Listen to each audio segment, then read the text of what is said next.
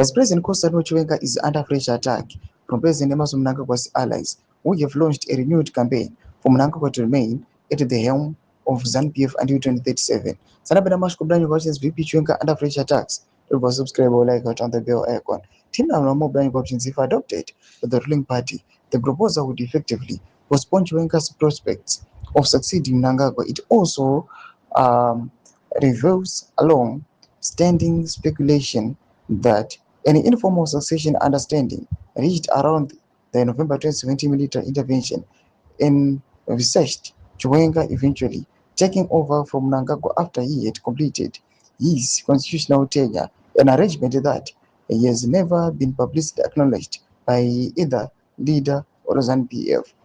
The latest push came from Cape 3 frontman and ZANU-PF provincial chairperson Goodwill Masimremwa, who declared that Mnangagwa should continue leading the ruling party for another 7 years, beyond 2030.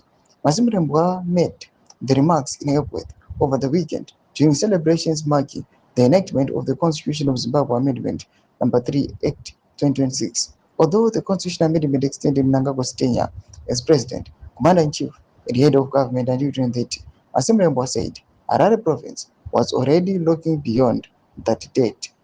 So we still want him for an additional 7 years. From 2030 to 2037, he must lead the party. That is what Harare is saying, he said. He said the Harare province would table the proposal at the party's next annual conference in Bindura, where delegates would be asked to endorse Mnangagwa's continued tenure as ZANU-PF president and first secretary beyond 2030. He credited Mnangagwa's leadership philosophy that a country is built by its owners and his foreign policy of being a friend to all and an enemy to none for strengthening Zimbabwe's regional and international standing.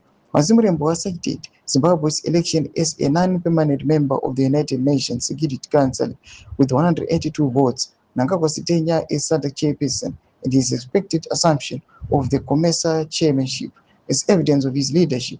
He also pointed to recent visits by regional leaders, including Uganda's Vice President and King Misuzulu of Kulithini of the Zulu Nation, as further recognition of Mnangagwa's influence. Toma developments are kuda pangwa ine.